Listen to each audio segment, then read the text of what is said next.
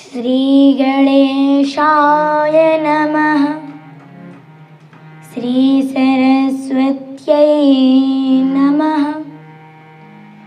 श्री सद्गुरुचरणकमलेभ्यो नमः। श्री माता पितृचरणकमलेभ्यो नमः। ओम नमः परमहंसां स्वादितचरणकमलचिन्मकरन्दाय भक्तजनमानसनिवासाय श्रीरामचन्द्राय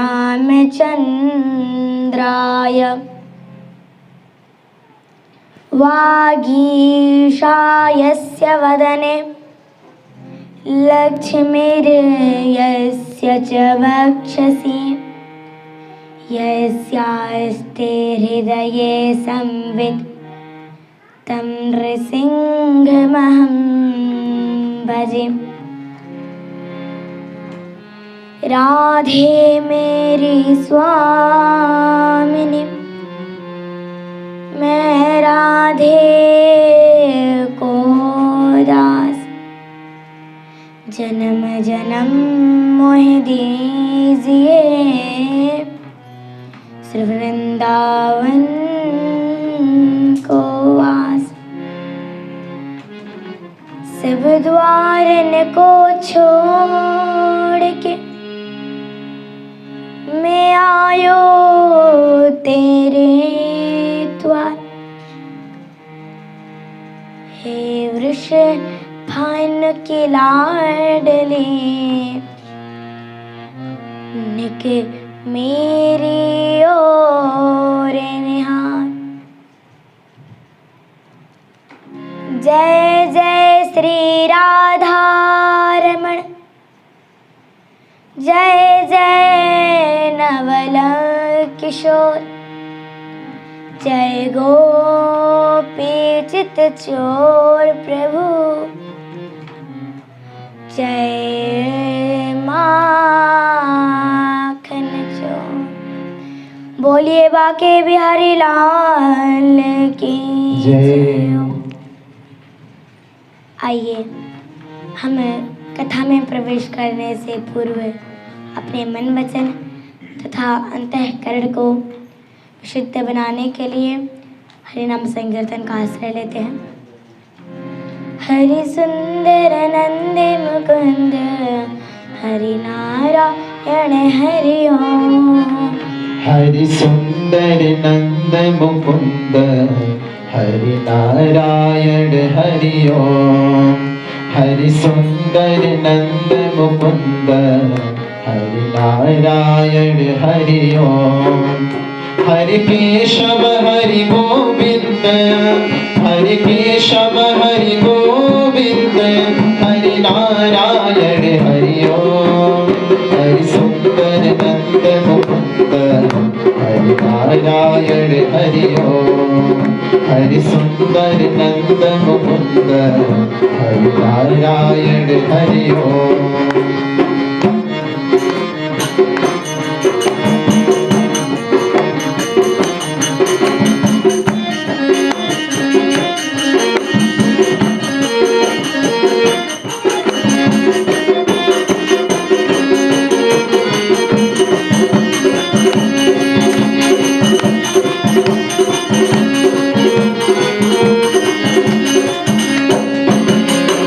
बनमाली मुरली धारी, गोवर्धन गिरवर धारे। बनमाली मुरली धारी, गोवर्धन गिरवर धारे। नित नित कर माखन चोरी, गोपी मनहारी। नित नित कर माखन चोरी, गोपी मनहारी। आवो रे काना रे गोकुल के प्यारे, आवो रे काना रे गोकुल के प्यारे। गावो रे नाचो रे रास रचाओ रे। गावो रे नाचो रे रास रचाओ रे।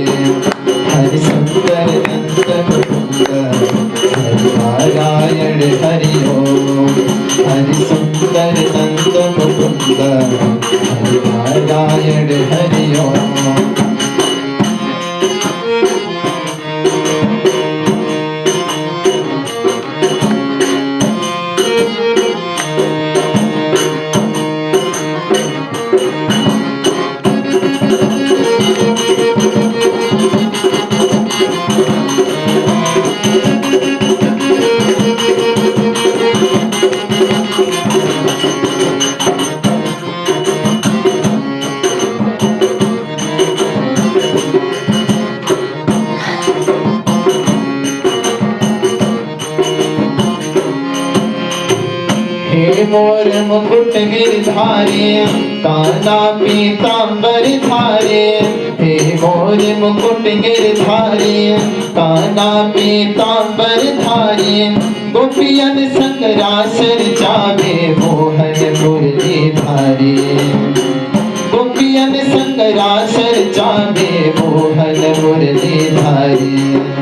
आवो रे काना रे मोहन गिरधारी। आवो रे काना रे हे कृष्ण मुरारी। गावो रे नाचो रे रास रचावो रे।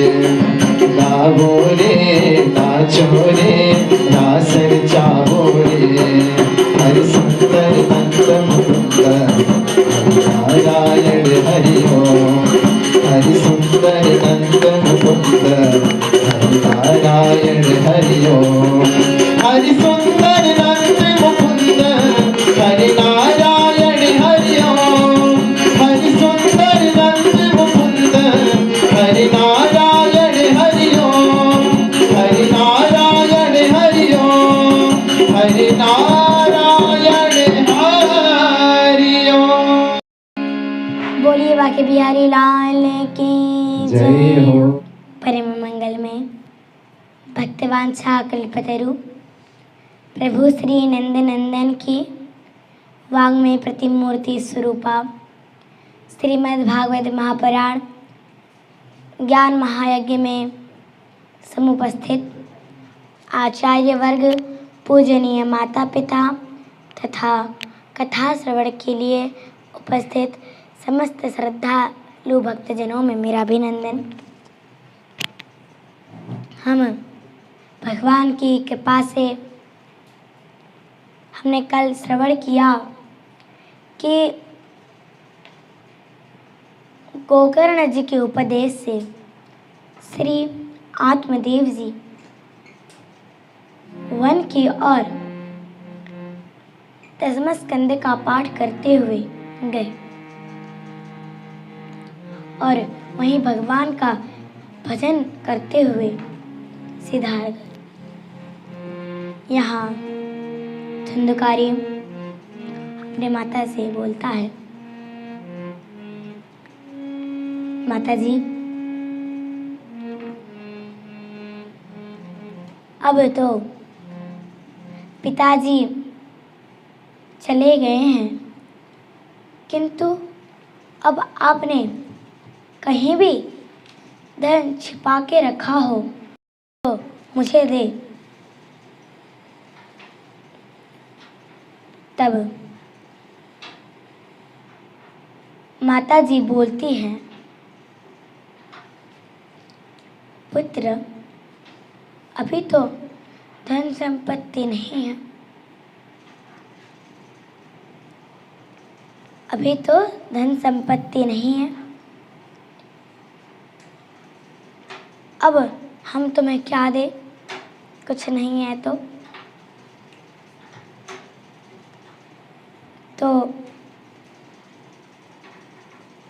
वह धुंधुकारी डंडा लेकर के माताजी को मारने लगता है। महाराज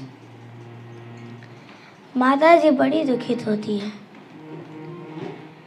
और जब बहुत दुखी होती है, अब क्या किया जा सके। पुत्र वैसा ही है, दुष्ट दुराचारी, जो पैसा था कुछ भी सब दे दिया। जा पुत्र ले जा। अब धुंधुकारी महाराज उसी पैसा का पता नहीं कहाँ बर्तनों में खर्च करके रख देता था। अब महाराज माता जी भी इतनी दुखी हो गई उस पुत्र से, इतना शैतान था महाराज।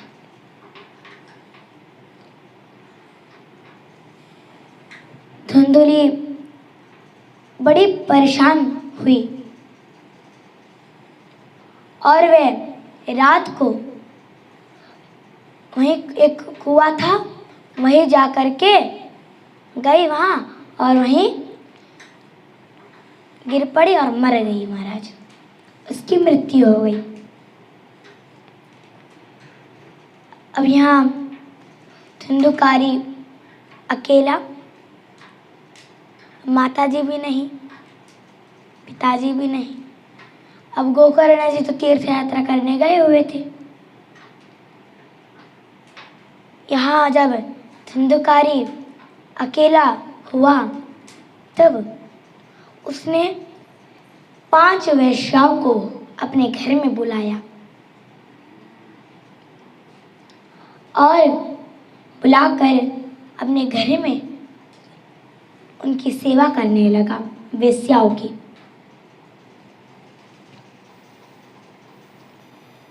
एक दिन वेश्याओं ने धुंधुकारी से कहा, सुनो, आज हमें आभूषणों चाहिए, बड़ी इच्छा हो रही है पहनने की, जरा लाकर देना। क्योंकि धुंधुकारी जो था वह उन वेश्याओं की रोज सेवा किया करता था, जो चाहिए वो ले आता था, ऐसा था धुंधुकारी। तो वेश्या तब समझ गई थी तो लाएगा ही, इसलिए बोली, सुनो, जा कर के आभूषण ले आना, कंकड़ ले आना, चूड़ी ले आना, एक मुकुट ले आना, एक सिंदूर जो होता है सिंदूर ले आना, और पायल भी भूलना मत, ये चीज पायल ले आना, धन संपत्ति ले आना इत्यादि। महाराज कितने उन्होंने मांगे, और इतने ही नहीं महाराज, और भी, और कपड़े, और महाराज कपड़े और चाहिए उनको। तो बोली धुंधुकारी, कपड़े भी ले आना। तो धुंधुकारी बोला, ठीक है देविया, अभी ले आते हैं।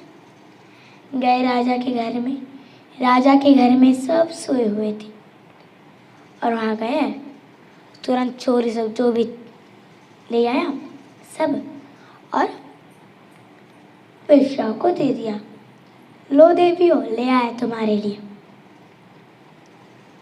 अब वे वेश्याएं बड़ी प्रसन्न हुई, तो आभूषण मिल गए बढ़िया बढ़िया, सोने के होते हैं राजा के घर में सब, इसलिए सोने के आभूषण, बड़ी खुश हुई।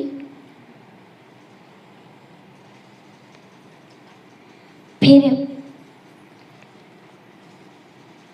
कहते हैं कि अब एक दिन धुंधुकारी निद्रा में था, सो रहा था। तब उसी समय वेश्याओं ने सोचा, अरे ये धुंधुकारी जो है रोज राजा के घर में चोरी करके लाता है। अब कहते हैं कि उनको पता कैसे चला राजा के घर में चोरी करते हैं, क्यों? क्योंकि वो जो आभूषण होती है ना, वो राजा के घर में सोने के मिलते हैं, ऐसे ऐसे नहीं मिलते हैं, सोने के बिल्कुल। तो समझ जाते हैं हाँ राजा का घर का ये। तो कहती हैं, सोचती हैं, राजा के घर में रोज चोरी करके लाता है, राजा एक ना एक दिन इसको अवश्य पकड़ेगा। हमें विश्वास है, हमें विश्वास है, और पकड़ेगा, इसको दंड भी देगा, ठीक है, इसको दंड अवश्य देगा, किंतु इसके साथ में हमें भी राजा दंड देंगे। अब उल्टा ये हमें ही फंसा देगा। तो इसलिए उन वेश्याओं ने क्या किया, अब उन्होंने सोचा अब इसको मार देते हैं। तो एक ने जाकर रस्सी ले आई और अब वो तो सोया हुआ था। वेश्याओं ने फांसी लगाई जाती है उसी तरह कर दिया और महाराज ऐसा दबाया, महाराज खींचने लगी इधर उधर, लेकिन वो मरे ही नहीं। दूसरी इधर खींचती, वो तीसरी इधर खींचती, पहली वाली बीच में ही खींचने लगती। तो किंतु वो जो धंधुकारी था बड़ा बलवान, दुष्ट, दुराचारी था। कहते हैं कभी दुष्ट और दुराचारी इतने जल्दी आसानी से नहीं मरने वाले, जब उनको कठिनाई थोड़ी होती है तभी। तो अब उसको कुछ हुआ नहीं, तो गई और आग जलाई, उससे जो तब तक अंगराए हैं वो ले आई हाथ में और उनके मुख में ठूस दिया, उनके मुख में डाल दिया। तप्तांगार समूहाश्च तन्मुखे विचक्षुः अग्निज्वालाति दुःखेन व्याकुलो निधनं गतः। महाराज वो तब तंगराए ले आई और धंधुकारी के मुख में डाल दिया, तो वह महाराज तपने लगा। अग्नि ज्वाला थी, वो जो अग्नि के अंगराए थे उससे वो तपने लगा और उसकी मृत्यु हो गई। तब वेश्याओं ने सोचा अरे यहाँ रखने से कोई काम नहीं है, इसको गड्ढे में डालकर चले जाते हैं। और महाराज एक गड्ढा किया और वहीं धंधुकारी को डाल दिया और फिर सब करके फिर जो धंधुकारी उनके लिए धन संपत्ति लाया था वो महाराज अपना अपना लेकर के चली गई। इसलिए कभी वेश्याओं से ऐसे कभी नहीं मिलिएगा, क्योंकि वेश्या बड़ी खतरनाक होती है। जब तक मनुष्य उसको धन संपत्ति अधिक दे तब तक वो उससे प्रेम करती है, फिर छोड़ देती है। इसलिए दुष्ट स्त्री से ऐसा मत करिए, वेश्याओं से ऐसा मत करिए, बड़ी चालाक होती है वो।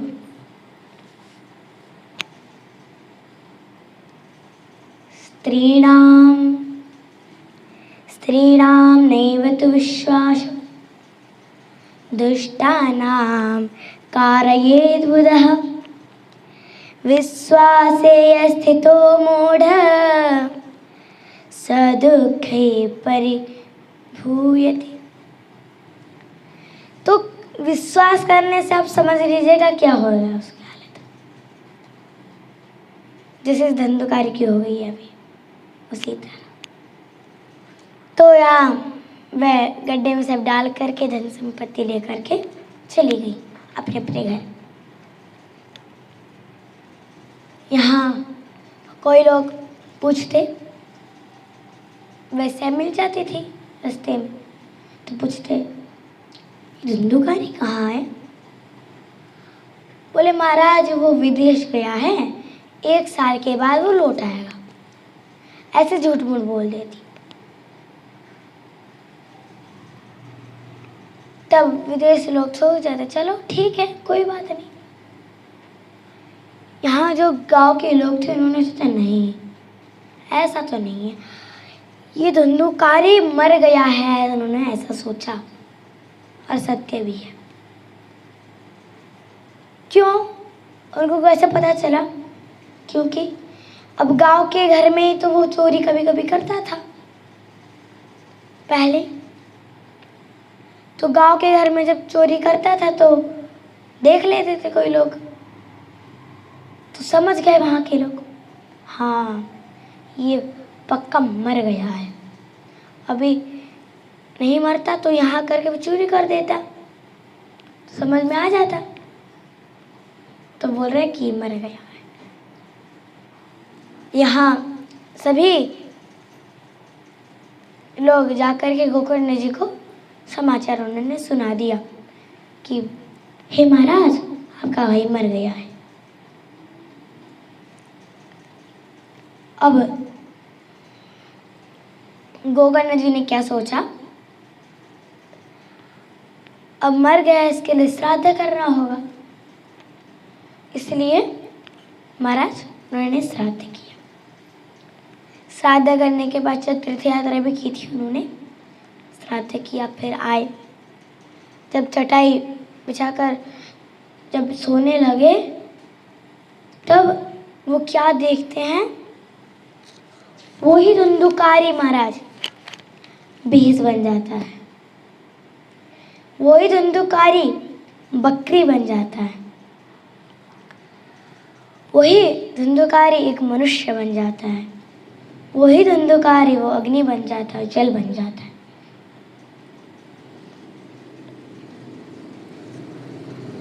तो ऐसे वे रूप धारण करने लगा। तब गोकर्ण जी ने देखा, बड़ी आश्चर्यचकित हुए, क्योंकि बकरी बकरी ही रहता है। कभी वो आपने देखा कि बकरी बाद में शेर के रूप में आ जाता है, कभी देखा है? नहीं, बकरी बकरी ही रहती है, भैंस भैंसा ही रहता है। लेकिन गोकर्ण जी ने सोचा, अरे ये एक ही बकरी बन गया, बाद में भैंस कैसे बन गया, एक ही रूप है ना।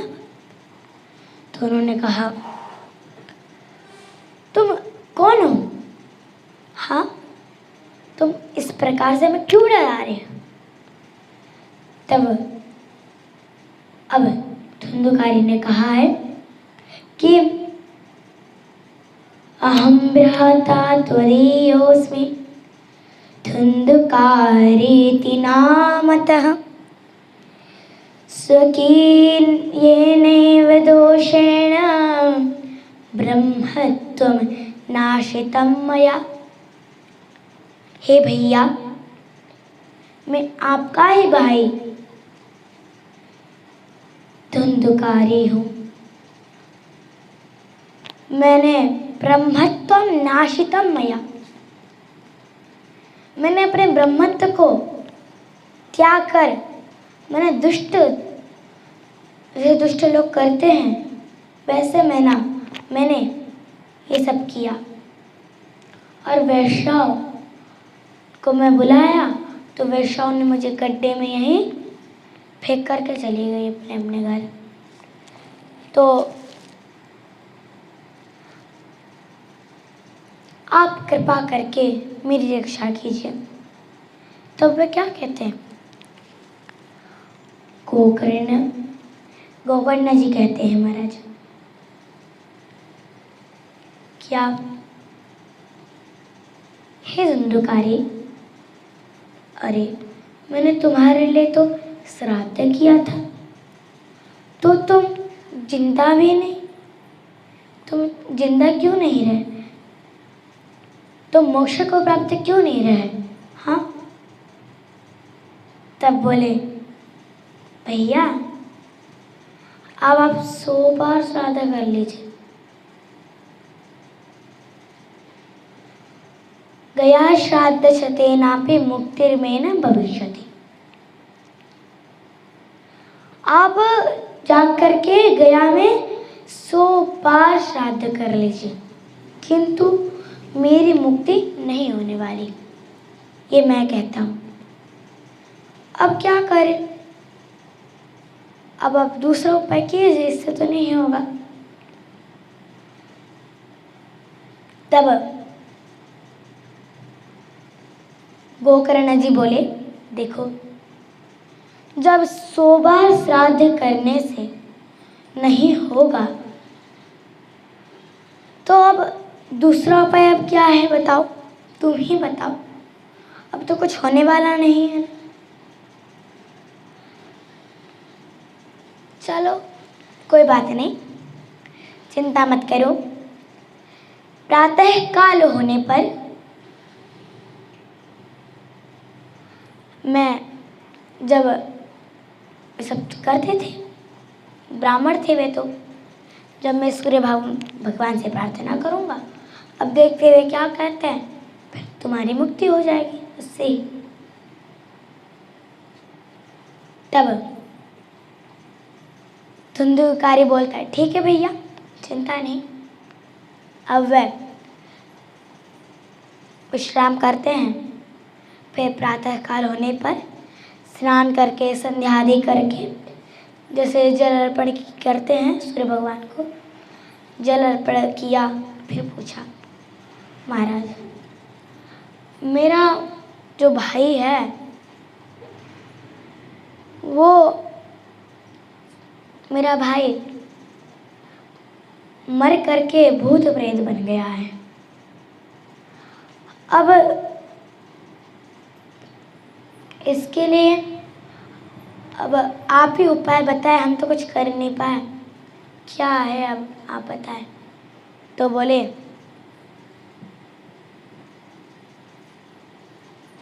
देखो गोकर्ण,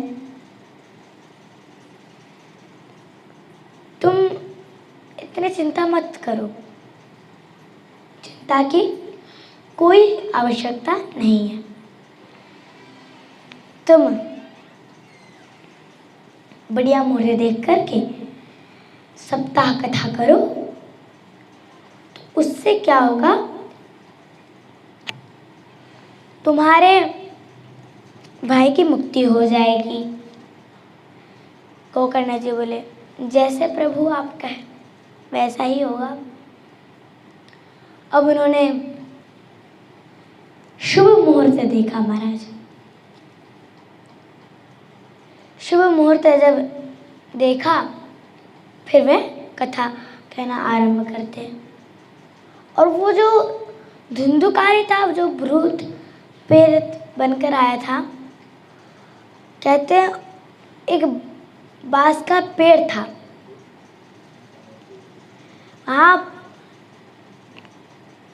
बांस का वहाँ पेड़ था, तो वहाँ 7 ग्रंथियाँ थी। तो गोकर्ण जी ने कहा था कि भाई तुम्हें कथा श्रवण करना है तो यहाँ बांस के ग्रंथि में बैठ करके आनंद पूर्वक कथा श्रवण करो। तो वो धुंधुकारी वहीं बैठ करके, जब यहाँ वह कथा श्रवण करा रहे, तो वह आनंद पूर्वक भजन करता, सुनता। तो जब पहले दिन की कथा खत्म हुई तो पहली ग्रंथि फट गई, दूसरे दिन की कथा हुई, दूसरी ग्रंथि फट गई, तीसरे दिन की तो तीसरी। तो इस प्रकार से 7 दिन कथा होती है। तो 7 दिन उस बांस में भी 7 ही ग्रंथियाँ थी और 7 ग्रंथियाँ फट गई। और वो जो है एक सुंदर, अति सुंदर रूप धारण करके महाराज आया। दिव्य रूप धरो जातस तुलसी दाम मंडितः, पीतवासा घनश्यामो मुकुटे कुंडलान्वितः। महाराज एक सुंदर रूप धारण करके आया। सिर पे मुकुट और कानों में कुंडल महाराज, और बाजुओं में कुछ बांधते हैं वही, उसने वो बांधा हुआ था, और हाथों में कंगन महाराज, और पूरा जो पीतवासा घनश्याम, पीतवासा महाराज एक सुंदर सा कपड़ा उसने धारण किया हुआ था, वो झिमझिम में रहा था बिल्कुल। तो ऐसे महाराज इतना सुंदर रूप धारण करके आया वो। अब आकर अब वह गोकर्ण जी को प्रणाम करता है। गोकर्ण जी ने कहा, अरे मैंने तुम्हें कभी देखा नहीं है, तुम कौन हो? क्योंकि वहाँ कोई था नहीं, बस ब्राह्मण गांव के बाहर जो भी लोग थे वहाँ वही थे, और एक गांव ही था वहाँ। हाँ, क्या था? तो उन्होंने कहा, अरे तुम्हें हमने कभी देखा नहीं है, तुम कौन हो? बोले, महाराज हम कोई नहीं है, हम आपके ही भाई धंधुकारी हैं। आपने हमारी मुक्ति कर दी महाराज।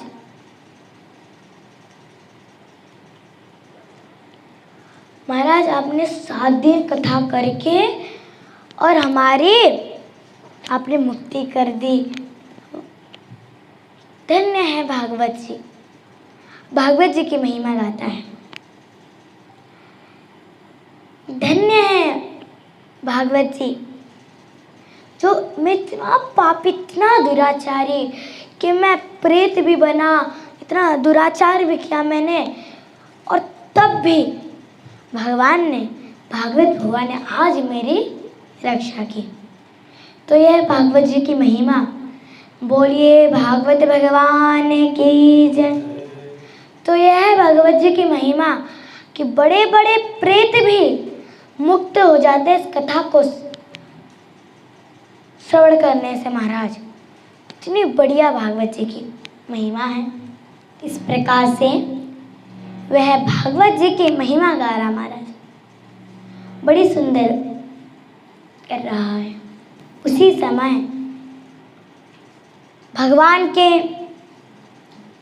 दूत पार्षद आ पहुंचे विमान लेकर के, और धुंधुकारी को बिठाने लगे। जो ही ले जाने लगे तब गोकर्ण जी ने कहा, महाराज यहाँ 1000 लोग बैठे हैं, यहाँ 1000 लोग बैठे हैं, आप इनके लिए क्यों विमान नहीं ले आए?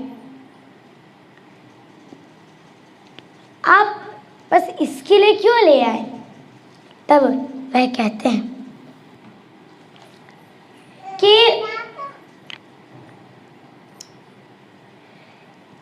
श्रवण तो सभी ने किया है, श्रवणस्य विभेदेन फलभेदोऽत्र संस्थितः श्रवणं तु कृतं सर्वैर्न तथा मननं कृतं। महाराज श्रवण तो सबने किया है, किंतु मनन किसने नहीं किया? मनन किया भी है तो इसने, धुंधुकारी ने मनन किया है, और किसने मनन नहीं किया है। सब ऐसे, कोई लोग ऐसे ही आ जाता, अरे यहाँ बैठते छठ समाधि लग जाती, तो ये कथा सुनने हुई नहीं, ये मनन हुआ नहीं। कथा यहाँ चल रही है। महाराज कहते हैं 3 प्रकार के होते हैं सुनने वाले भी, एक सोता, एक सरोता, एक श्रोता। कहते हैं सोता मतलब व्यास जी कथा सुना रहे हैं, और यहाँ श्रोता सो रहा है शांति से, और एक सरोता होता है, व्यास जी कथा सुना रहे हैं, बाद में बात कर रहे हैं, अरे क्या लाए थे आज स्कूल में, हम क्या लाए थे, इसे बात करने में लग जाते। और एक श्रोता होते हैं जो मनन पूर्वक ध्यान करके वह कथा श्रवण करते हैं, उसको बोलते हैं श्रोता। आजकल तो हमारा श्रोता कोई नहीं है, बस सब लोग सरोता या सोता है। यहाँ भक्तजन है, लेकिन है भी तो बहुत कम है। महाराज आप ज़्यादा देखेंगे, सबसे ज़्यादा देखेंगे तो आपको सरोता मिलेंगे।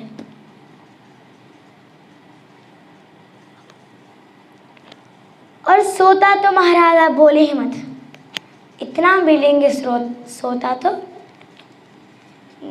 क्योंकि आजकल के लोग तो 8-9 बजे 10 बजे तक सोते हैं, तब भी नहीं उठते महाराज। कहते तब भी नहीं उठते, जब धक्का मुक्की करूं उनको तभी उठेंगे, ऐसे नहीं उठेंगे महाराज।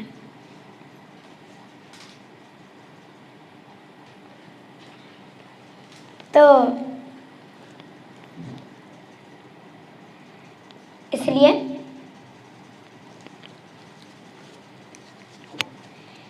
अब मनन से वह कथा ये श्रवण कर रहा था, इसलिए हम इसके लिए विमान ले आए। तो बोले अच्छा ठीक, आप इनको ले जाइए, चिंता नहीं। अब यहाँ सब लोग बड़े दुखी हुए, क्या करें। बोले गोकर्ण जी क्या करें, हम तो जा ही नहीं पाए, वो चला गया वैकुंठ धाम, अब हम रह गए। बोले चिंता मत करो, श्रावण का जब महीना आएगा, वही सावन, जब श्रावण का महीना आएगा तब आप लोग ध्यान से श्रवण करिए कि कथा को, और फिर आप भी जाएंगे, अब चिंता मत कीजिए। तो श्रावण का महीना आया, सब लोग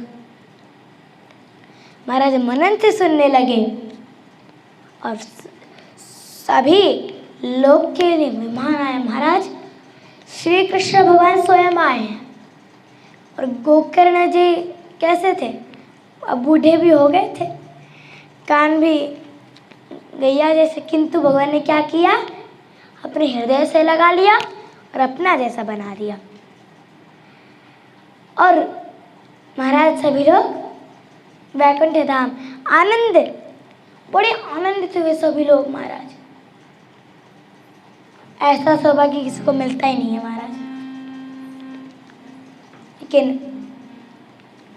भगवान स्वयं आकर के गोकर्ण जी को अपना बना लिया और वैकुंठ धाम ले गए।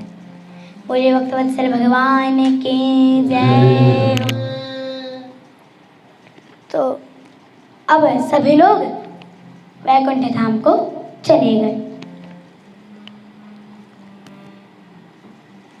अब इस प्रकार से हमने धुंधुकारी की कथा को हमने श्रवण किया है।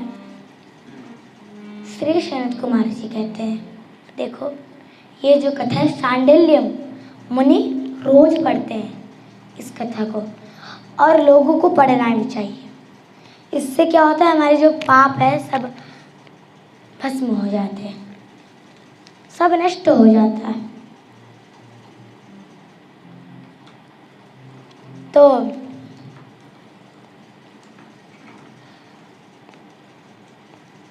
अब इस प्रकार से हमने धुंधुकारी की कथा को श्रवण किया। श्री सनत कुमार नारद जी से कहते हैं, क्या कहते हैं, देखो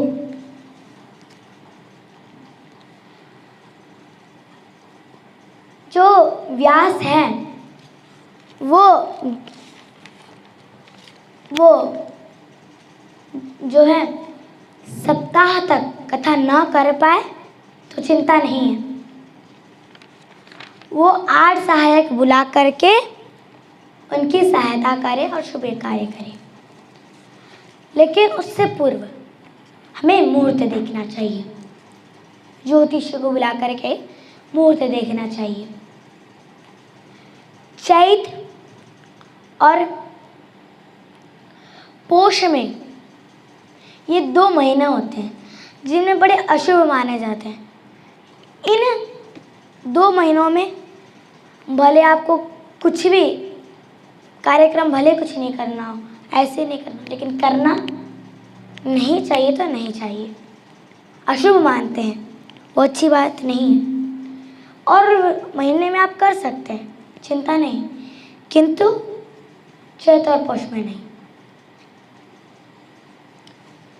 अब मुहूर्त देखने के पश्चात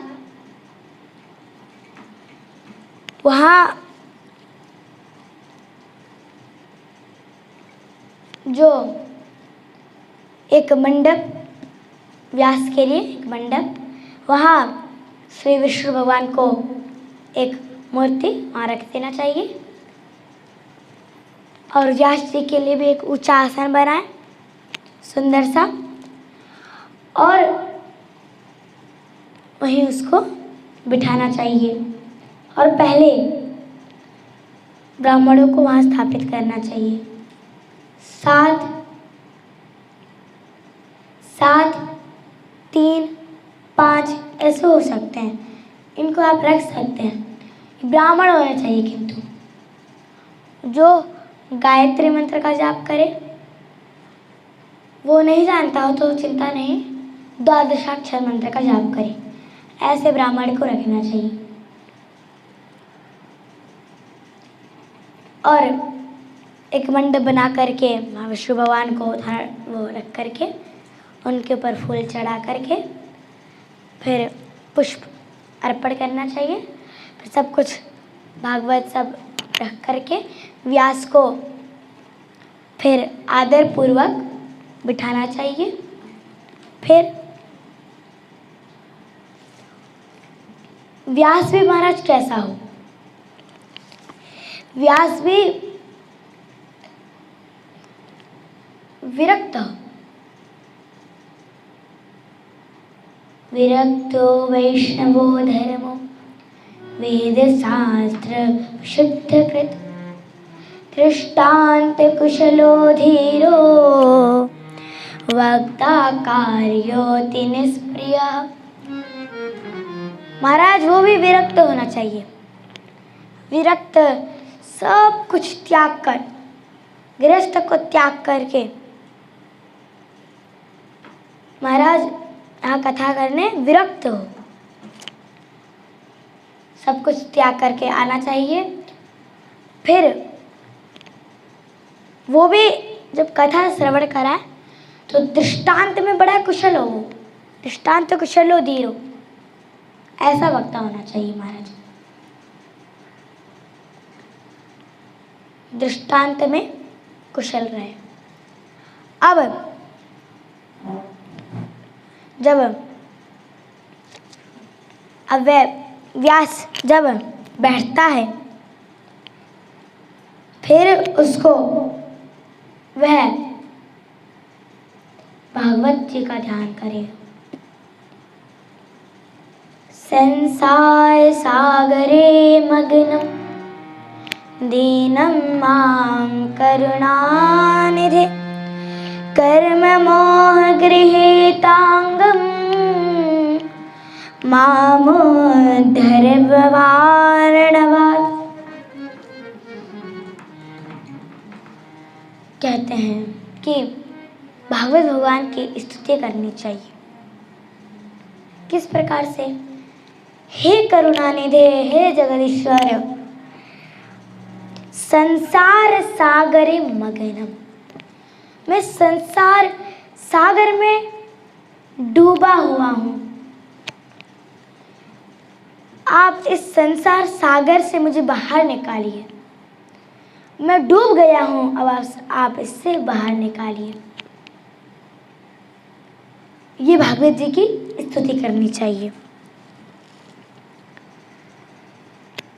और यह भी कहना चाहिए, श्रीमद् भागवताख्योऽयं प्रत्यक्ष कृष्ण एव हि स्वीकृतोऽसि मया नाथ मुक्त्यर्थं भवसागरे। भागवत जी स्वयं कृष्ण भगवान के अवतार हैं, उनसे प्रार्थना करनी चाहिए महाराज। आप इस भवसागर से पार कराइए हमें,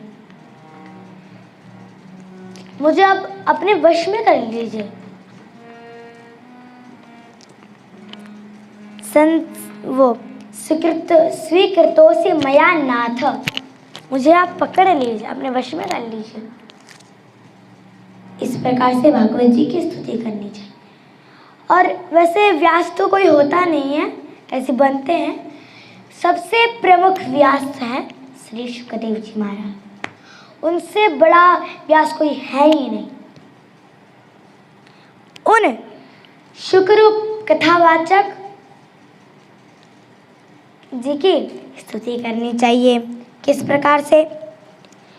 शुकरूप प्रबोधज्ञ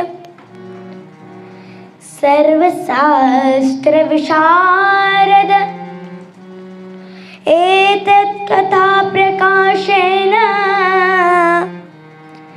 मदज्ञानं विनाश। अब श्री सुखदेव जी का ध्यान करना चाहिए, कहना चाहिए, हे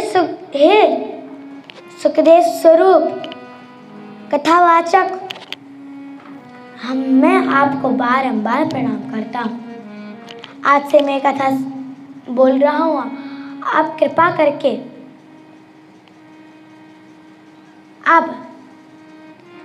करके मेरे ऊपर दृष्टि करें, मेरे ऊपर कृपा करें आप।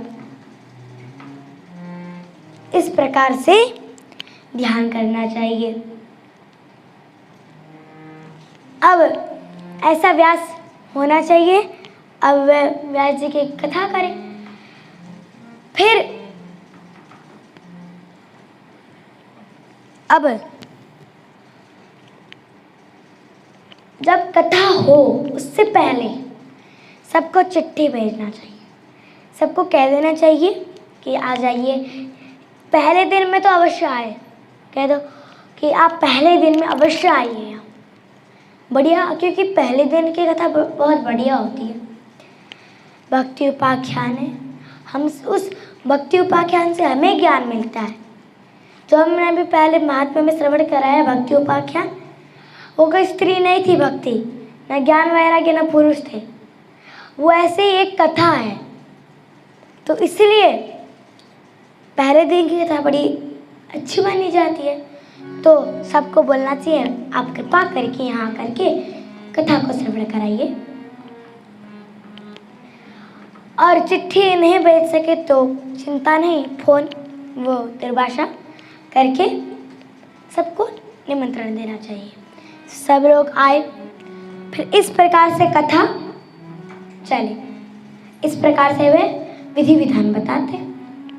अब यहाँ वह कथा तो चल ही रही है, रुकेगी नहीं। किंतु क्या हुआ, जो सुखदेव जी थे महाराज, श्लोकों को गुनगुनाते हुए महाराज आ पहुंचे। बोलिए सुखदेव जी महाराज की जय हो। तो वहाँ गुनगुनाते हुए वहाँ आ पहुंचे। अब उनकी मीठी स्वर तो है ही। उसी समय भगवान भी प्रकट हो गए। पहले जब श्री सुखदेव जी आए, उनको एक आसन बिठाया गया। भगवान भी आए महाराज, कि अभी सभी भक्तों को लेकर, उद्धव प्रहलाद इत्यादि सभी भक्तों को लेकर आए महाराज। और महाराज सभी लोग खड़े हुए भगवान का स्वागत किया। बोले श्री कृष्ण भगवान की जय हो। महाराज सभी लोग आनंदित हो गए। और महाराज प्रहलाद जी ये ताली बजाने लगे, कीर्तन होते ताली बजाते। उद्धव जी मजीरा बजाने लगे, इंद्र ढोलक, और अर्जुन जी महाराज आलाप कर रहे, और नारद जी अपने बीड़ा बजा रहे हैं, और श्री सुखदेव जी महाराज श्लोकों को गुनगुना रहे।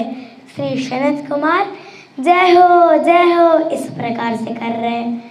महाराज अब कीर्तन होता है। आइए हम भी थोड़ा कीर्तन कर ले। हरि बोल हरि बोल हरि बोल हरि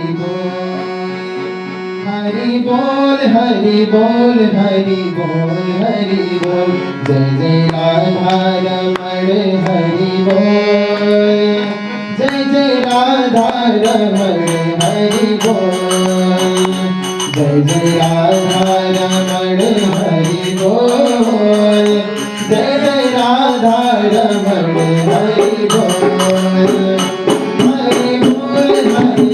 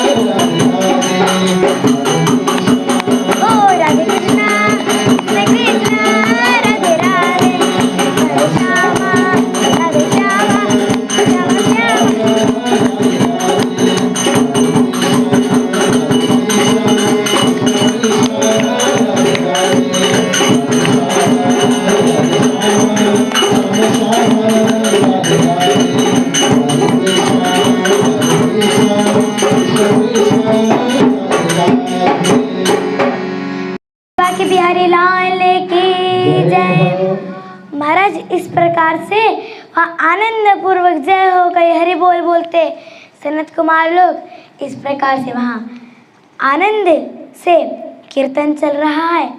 अब उनको चलने दीजिए। आज की वाणी को यही विराम देते हैं।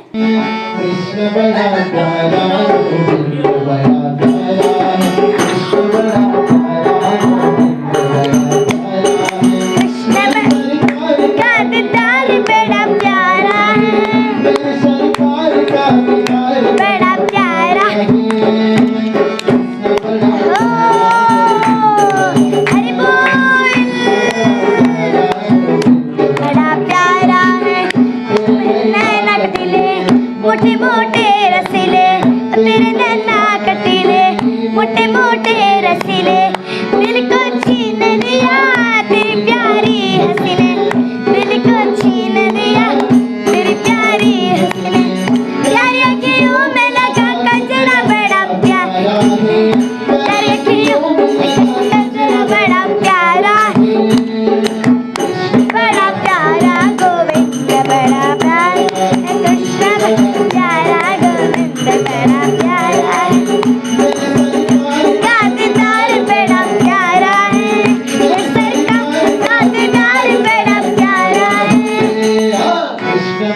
प्यारा